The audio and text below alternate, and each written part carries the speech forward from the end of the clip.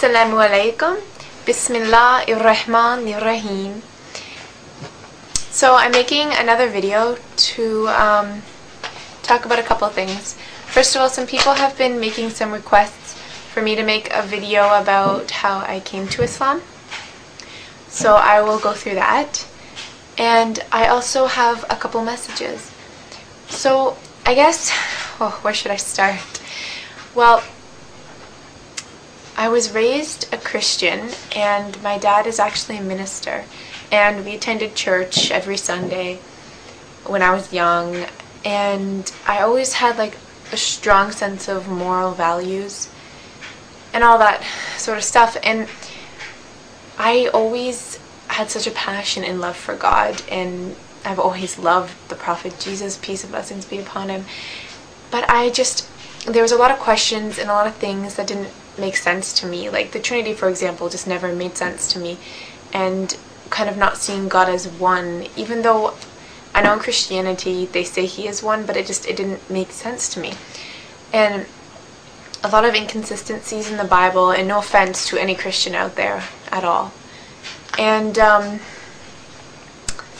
yeah, and I looked at people in society and the way young people my age are acting, people that claimed to love God and would preach about it all the time, but then go out and do these things that were completely against their religion. Not to say that people of all religions do that, I'm sure, and I've seen that as well in all different religions, Hindus, Jewish people, Muslims, everybody. But I think I had a couple good friends, and they seem to really be grounded and have a good sense of morals and just be so peaceful and blessed and happy.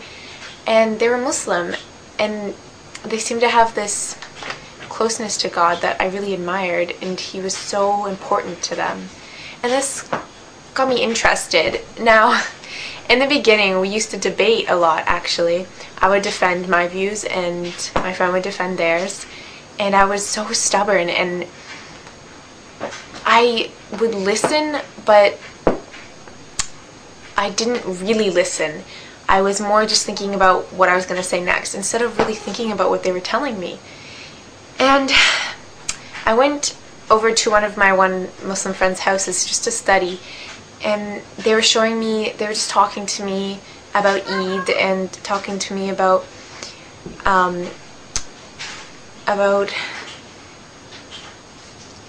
being Muslim, and telling me all these things, and I got really interested, and I was kind of starting to grow an interest for Islam. I don't know what it was, just something made me, want to learn more. And it was weird because I was completely against it before, and I just had this complete turnaround, this complete change. And the more I started to learn, the more sense it started to make. I actually went and visited another convert sister, and she told me a lot that was like, wow, it explained all the things that didn't make sense to me in Christianity. And Islam had no mistakes.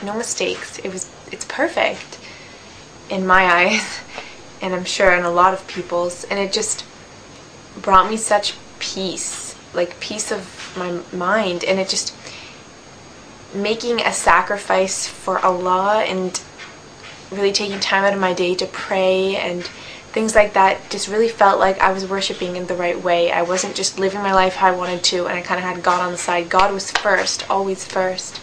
And this made me feel a lot closer, and it just felt really right. And something I didn't see a lot and didn't feel a lot as a Christian. And I went and visited the mosques a couple times, and that is amazing. I tell any person out there who's interested in Islam, just go to the mosque and listen to a good lecture, and your eyes will be opened, because there are some really good lectures out there that I heard at the mosque that were just incredible and really, really touched my heart and soul. And this just kind of pulled me even more towards it. And it was a very, very slow process. I didn't tell my friends. I only told one of my friends, my close friend, that I was interested, and I didn't tell my family because I was scared of people judging me, and I was scared because my dad is a minister, and not because I thought he would be mad, because my father is an amazing, great person, and I know he would never force me to do anything. But I thought he would be sad, and I didn't want to break his heart. And so I started learning the prayers, and I started to pray, and this brought me such joy and peace, and my life seemed to get a lot better, and I was just a lot more happy. It filled this hole inside of me that I think a lot of people have. People have this hole inside of them naturally, and we try to fill it with all these things. We try to fill it with the drugs and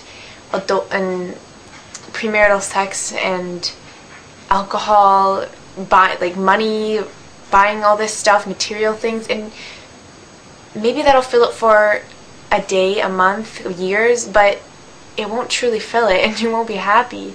And the only thing that can is God. And I finally felt like I was whole, like it was filled. And that was what was really, really amazing. And everybody in the Muslim community was absolutely incredible and such nice people and welcomed me with open arms. And I guess my next step was to tell my family.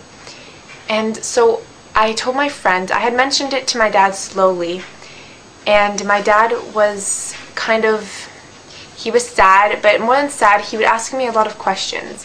Like, oh, so you don't believe Jesus died on the cross, you don't believe Jesus is God. And these questions hurt me because he made me feel like I was forsaking, like I was doing something bad to Jesus, but I wasn't, because I still loved him, and he's still a great prophet, and I still have that love for him, but he made me feel like I was abandoning him or something.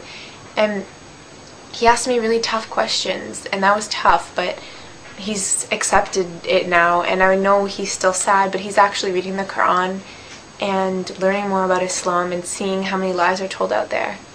And my mom, on the other hand, she was more afraid, I guess you could say. She has that sort of stereotype, you know? She thought I was going to go and get kidnapped and not be allowed back and these crazy things. But once I explained to her that none of that's true and showed her a lot of things, she supports me a lot now, and it's amazing. It's great. And inshallah, that'll continue. So that's a very short, condensed version of why I converted, and maybe I'll make another longer, more detailed story later.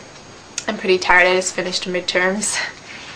So the next thing I wanted to talk about was those of you who are born into Islam. Like, I know we are all born Muslims, but those of you who are raised Muslim, I see a lot of people who are raised Muslim and they believe in God, and they have this amazing blessing to be raised that way, because I'm telling you, it is extremely hard to live with a family who doesn't share your values. It's very, very tough. It makes you feel alone sometimes. And you have this amazing gift that your family gave to you, that God blessed you with. And a lot of you, and I see a lot of Muslims taking advantage of it. Like, they believe in him and they love him, and I see their love, but then they go out there and do all these things that are completely against the teachings of Islam. And I just wonder how someone could turn away from such an amazing blessing.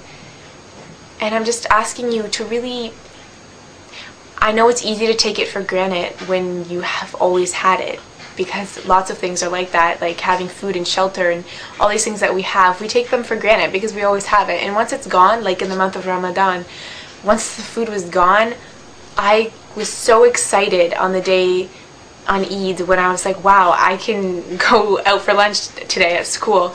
And it made me so excited, and I was so thankful for that food, and it was amazing. And you really realize things you take for granted.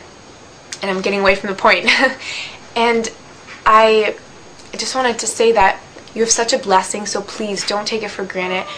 Research into your faith and what you've been given, and know that you are truly blessed. And